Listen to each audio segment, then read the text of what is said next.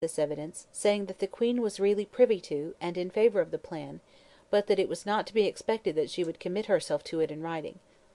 Was this all true, or was the pretence only a desperate measure of Bothwell's to induce Morton to him? Most of the leading men about the court, however, either joined the plot, or so far gave it their countenance and encouragement as to induce Bothwell to proceed. There were many and strange rumours about Darnley. One was, that he was actually going to leave the country, and that a ship was ready for him in the Clyde. Another was, that he had a plan for seizing the young prince, dethroning Mary, and reigning himself in her stead, in the prince's name. Other strange and desperate schemes were attributed to him. In the midst of them, news came to Mary at Holyrood that he was taken suddenly and dangerously sick at Glasgow, where he was then residing, and she immediately went to see him. Was her motive a desire to make one more attempt to win his confidence and love, and to divert him from the desperate measures which she feared he was contemplating, or was she acting as an accomplice with Bothwell, to draw him into the snare in which he was afterwards taken and destroyed? The result of Mary's visit to her husband, after some time spent with him in Glasgow, was a proposal that he should return with her to Edinburgh, where she could watch over him during his convalescence with greater care. This plan was adopted. He was conveyed on a sort of litter, by very slow and easy stages, toward Edinburgh. He was on such terms with the nobles and lords in attendance upon Mary, that he was not willing to go to Holyrood House. Besides, his disorder was contagious.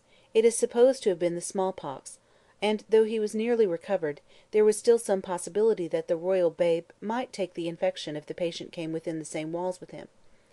So Mary sent forward to Edinburgh to have a house provided for him. The situation of this house is seen near the city wall on the left, in the accompanying view of Edinburgh.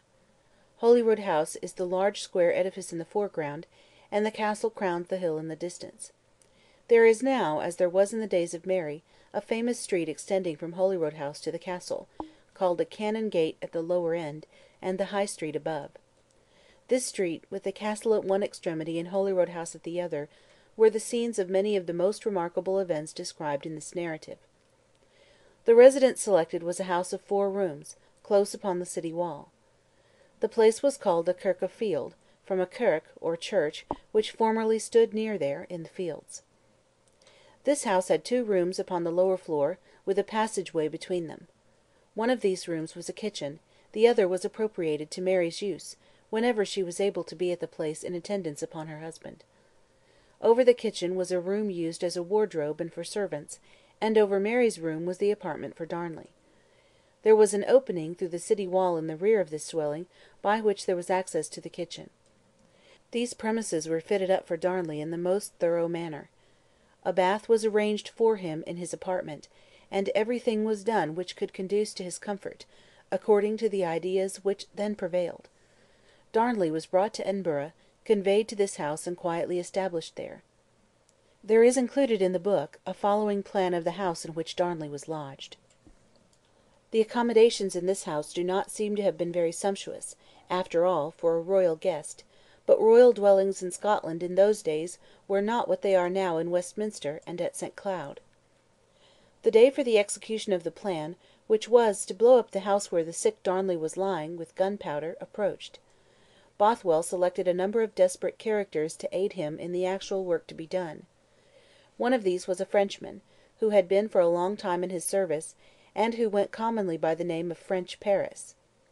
Bothwell contrived to get French Paris taken into Mary's service a few days before the murder of Darnley, and through him he got possession of some of the keys of the house which Darnley was occupying, and this had duplicates of them made, so that he had access to every part of the house. The gunpowder was brought from Bothwell's castle at Dunbar, and all was ready. Mary spent much of her time at Darnley's house, and often slept in the room beneath his, which had been allotted to her as her apartment. One Sunday there was to be a wedding at Holyrood. The bride and bridegroom were favourite servants of Mary's, and she was intending to be present at the celebration of the nuptials. She was to leave Darnley's early in the evening for this purpose. Her enemies say that this was all a concerted arrangement between her and Bothwell, to give him the opportunity to execute his plan. Her friends, on the other hand, insist that she knew nothing about it, and that Bothwell had to watch and wait for such an opportunity of blowing up the house, without injuring Mary. Be this as it may, the Sunday of this wedding was fixed upon for the consummation of the deed. The gunpowder had been secreted in Bothwell's rooms at the palace.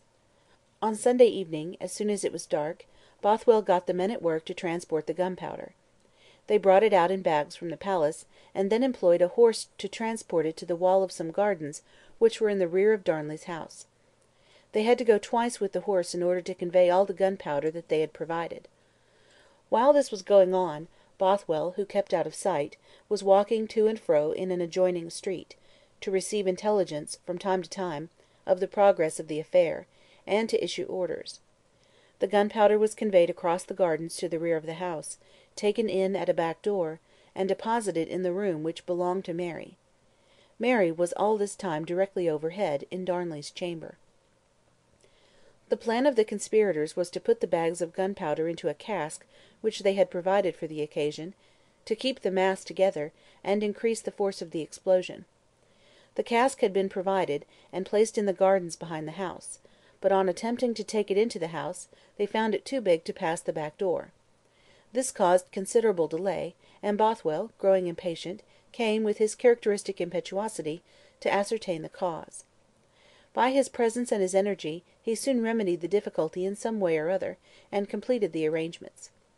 The gunpowder was all deposited, the men were dismissed, except two who were left to watch, and who were locked up with the gunpowder in Mary's room; and then, all things being ready for the explosion as soon as Mary should be gone, Bothwell walked up to Darnley's room above, and joined the party who were supping there. The cool effrontery of this proceeding has scarcely a parallel in the annals of crime. At 11 o'clock Mary rose to go, saying she must return to the palace to take part, as she had promised to do, in the celebration of her servant's wedding. Mary took leave of her husband in a very affectionate manner, and went away in company with Bothwell and the other nobles.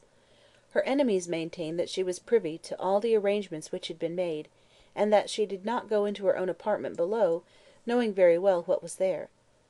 But if we imagine that Mary was aware of the general plan of destroying her husband, and was secretly pleased with it, as almost any royal personage that ever lived, under such circumstances, would be, we need not admit that she was acquainted with the details of the mode by which the plan was to be put in execution. The most we can suppose such a man as Bothwell would have communicated to her would be some dark and obscure intimations of his design, made in order to satisfy himself that she would not really oppose it. To ask her, woman as she was, to take any part in such a deed, or to communicate to her beforehand any of the details of the arrangement, would have been an act of littleness and meanness which such magnanimous monsters as Bothwell are seldom guilty of. Besides, Mary remarked that evening, in Darnley's room, in the course of conversation, that it was just about a year since Rizzio's death. On entering her palace, too, at Holyrood that night, she met one of Bothwell's servants, who had been carrying the bags, and perceiving the smell of gunpowder, she asked him what it meant. Now Mary was not the brazen-faced sort of woman to speak of such a thing at such a time if she was really in the counsels of the conspirators. The only question seems to be, therefore, not whether she was a party to the actual deed of murder, but only whether she was aware of, and consenting to, the general design. In the meantime, Mary and Bothwell went together into the hall where the servants were rejoicing and making merry at the wedding. French Paris was there, but his heart began to fail him in respect to the deed in which he had been engaged. He stood apart, with a countenance expressive of anxiety and distress. Bothwell went to him, and told him that if he carried such a melancholy face as that any longer in the presence of the Queen, he would make him suffer for it. The poor conscience-stricken man begged Bothwell to release him from any further part in the transaction. He was sick, really sick, he said, and he wanted to go home to his bed. Bothwell made no reply but to order him to follow him. Bothwell went to his own rooms, changed the silken court dress in which he had appeared in company for one suitable to the night and to the deed, directed his men to follow him, and passed from the palace toward the gates of the city. The gates were shut, for it was midnight. The sentinels challenged them. The party said they were friends to my Lord Bothwell, and were allowed to pass on. They advanced to the convent gardens. Here they left a part of their number, while Bothwell and French Paris passed over the wall and crept softly into the house. They unlocked the room where they had left the two watchmen with the gunpowder, and found all safe. Men locked up under such circumstances, and on the eve of the perpetration